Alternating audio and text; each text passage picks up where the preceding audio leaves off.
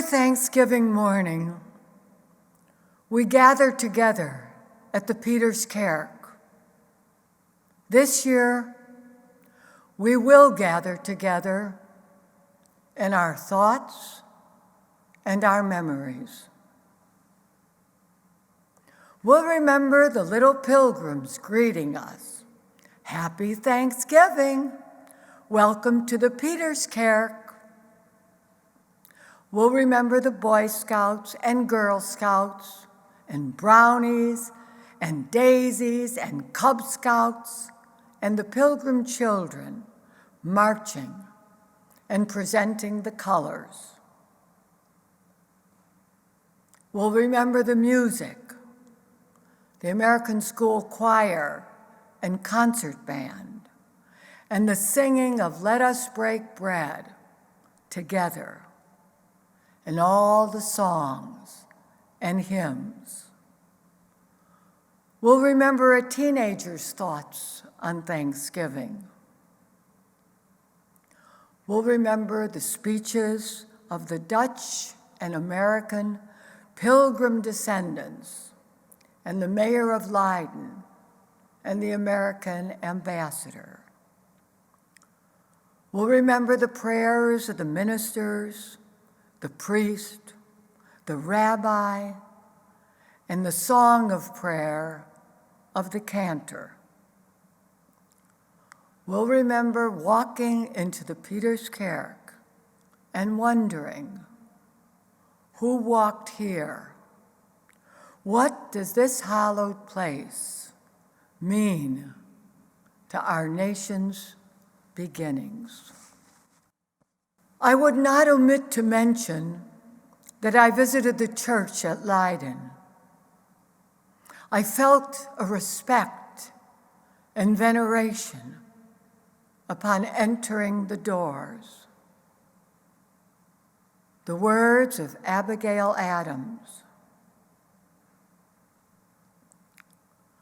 Perhaps it's not wrong to say that we Americans who so long for home on Thanksgiving Day are not really away. Those English men and women who called themselves separatists walked the cobbled streets of Leiden, the Pieterskerk Koorsteeg, the Kloksteeg. They gathered together to ask the Lord's blessing just across the Pieterskerk plain in the simple home of their minister, John Robinson. In the Pieterskerk and the City Hall of Leiden, they registered the events of life, birth, marriage, death. Their beloved John Robinson was once interred somewhere beneath these ancient stones. For almost 12 years, Leiden was home. Still, they decided, as they said, to seek some of those vast, unpeopled parts of America which were fruitful and fit for habitation. A people who lived here free challenged an ocean to find a new kind of freedom. There was death at sea, a winter of hunger, more death, but at year's end there was the harvest on the craggy edge of a wilderness continent. And for those who survived, Governor Winslow ordered 4 men fowling so they might in a special manner rejoice after they gathered the fruit of their labor. That was the first Thanksgiving when the Wampanoag people, the Native Americans of Massachusetts feasted with the separatists from Leiden. And perhaps in the midst of that wilderness feast, they remembered the Kloksteeg, the Pieterskerk Koorsteeg, the Pieterskerk, and friends and family, still living, toiling, worshiping here. But they were more than a sea voyage and a year away. They were a lifetime, a vision, a new nation away, a nation whose roots and dedication to freedom is inextricably cobbled into the streets and steegjes of Leiden. So it is fitting and proper that we gather at the Pieterskerk on Thanksgiving morning. This year, in our thoughts and memories, Americans, Dutch, friends from everywhere. And perhaps it's not wrong to say that we Americans who so long for home today are not really away. Perhaps we've come home to our nation's beginnings. Perhaps we, like Abigail Adams, would not omit to mention that we felt a respect and veneration upon entering the doors of the church at Leiden.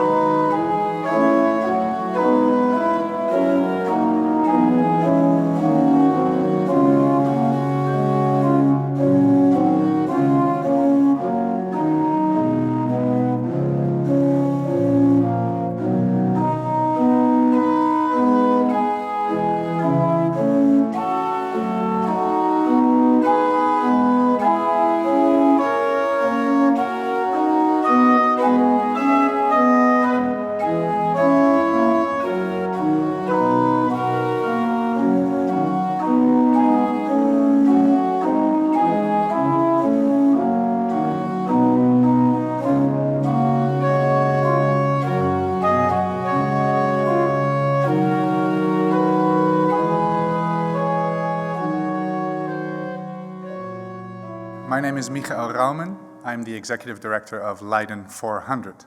Leiden 400 is an alliance between a couple of cultural institutions in the city of Leiden that 5 years ago decided to join the International Four Nation Commemoration, along with our partners in the UK, in the US, our friends from the Wampanoag Nation.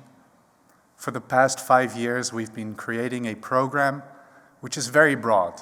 It deals with arts and culture, for example, exhibits. We have educational programming, think of public lectures, think of exchange between students in Leiden and UK and the US. We have an academic program. For example, last month, we had an academic online conference with scholars from the entire world joining in to discuss the themes and the story of the Mayflower. We also have heritage and tourism programming, and of course, this year, when the pandemic hit, we had to cancel a lot of our physical events, but luckily, we decided to do a lot online. One great example is the digital reconstruction that Leiden Heritage made of a lot of interesting places that play an important role in the pilgrim story. So from the comfort of your own home, you can go online and see and witness how things were here in Leiden 400 years ago. Another thing I can really recommend is you do the virtual tour of Leiden that we made, 3.5 hours, which is still on YouTube. But for now, on this very special day, I think it would be very nice to share with you what our motivation is as a Leiden community to join this International Four Nation commemoration.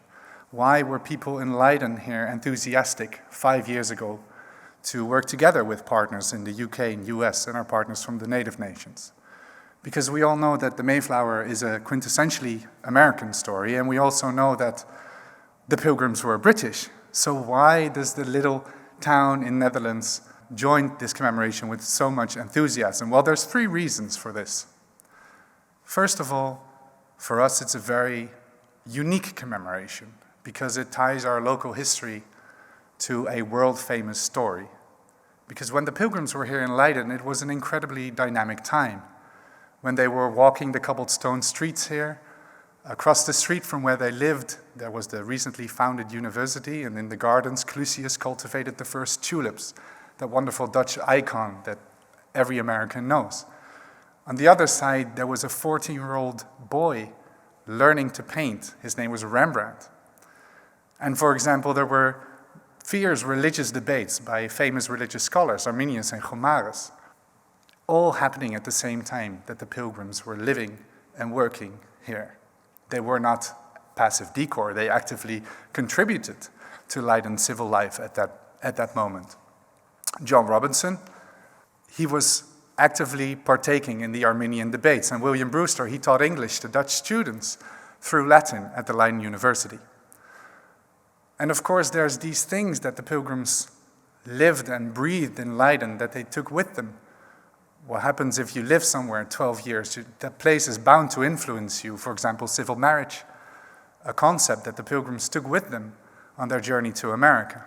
You could even say, you could argue that civil marriage that they encountered here in Leiden is the cornerstone of modern American democracy, the separation of church and state.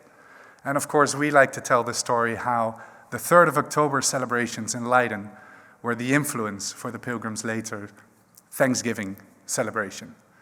We're not absolutely sure whether this really happened, but in Leiden we like to tell the story.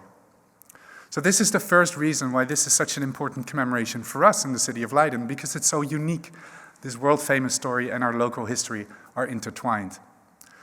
The second reason is it is a very urgent commemoration, because for the first time in 400 years, we also shed light on the devastating consequences that this journey had for the indigenous people of America.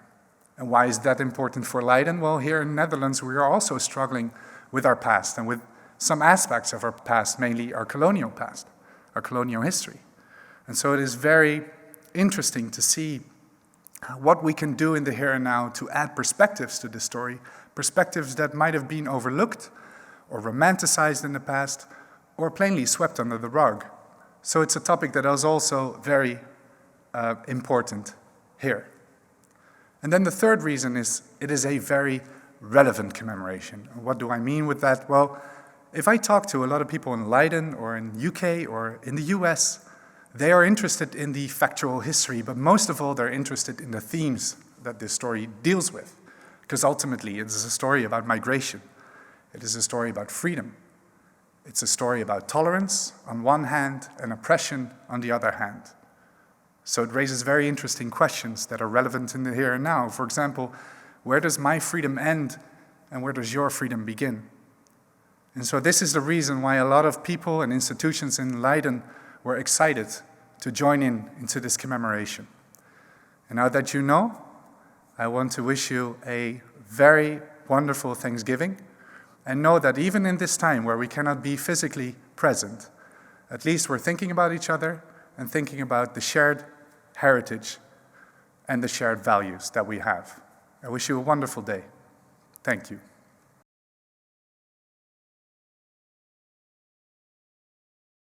Ladies and gentlemen, from the Pieterskerk in Leiden, I want to extend a warm welcome to you all on behalf of the Leiden City Council in the 2020 Thanksgiving celebration.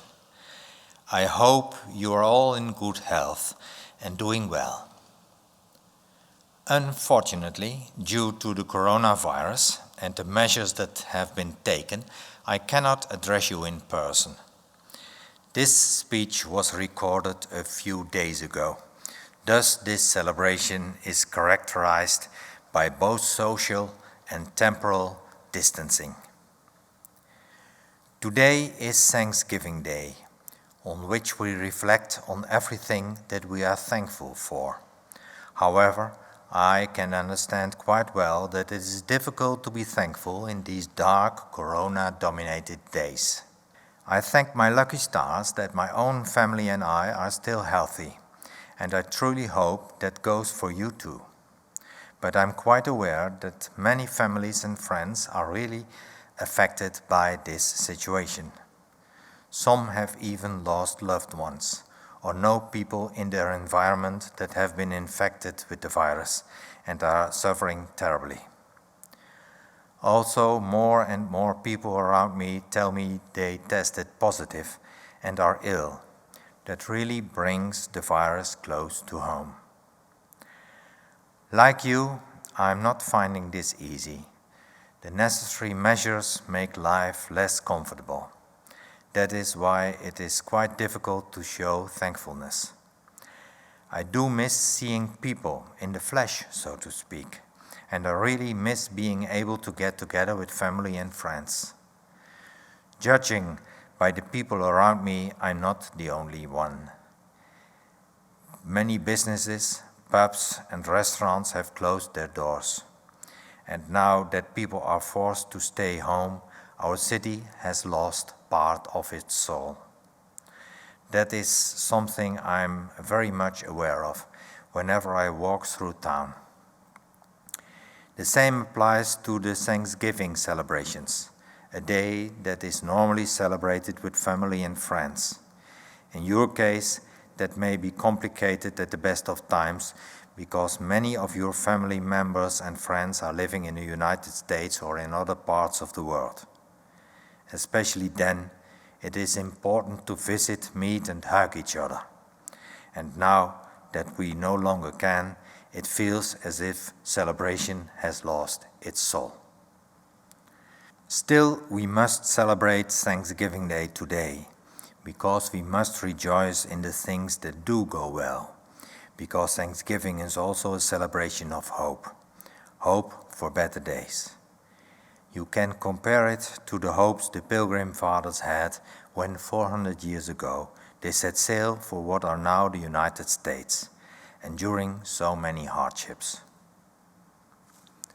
This year, it has been exactly 400 years since part of the Pilgrim Fathers set sail for America following a 12 years residence in Leiden.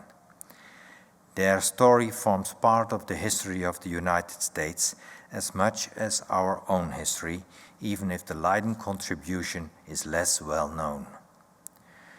Together with Plymouth in the United Kingdom and Plymouth in the United States, we intended to pay a good deal of attention to this special anniversary. We meant to highlight the Pilgrims' fate, of course, but also the fate of the indigenous population of North America. Due to the corona pandemic, a lot has turned differently than was originally planned, with a greater focus on digital activities. As a result, these activities have reached a much wider audience.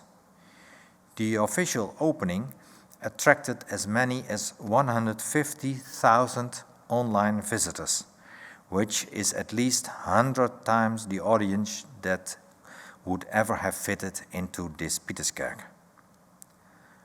Our museums have paid attention to the anniversary by presenting beautiful exhibitions.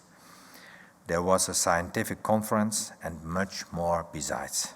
Since the British and American commemorations have been postponed to next year, we shall be bound to do some more celebrating ourselves. Ladies and gentlemen, dear friends, I hope that this service will make up for the absence of loved ones by providing a digital platform far from home in the Pieterskerk, once the Pilgrim Fathers' spiritual home. We hope for better days. We hope for a vaccine, for good health. We hope we shall all overcome. We shall persevere for those people who provide health care and those people who need it. We are mindful of each other and look after each other. Together we shall get through this difficult period. And, to quote the new President-elect Joe Biden, together we must let hope prevail over fear. I wish you all a happy Thanksgiving.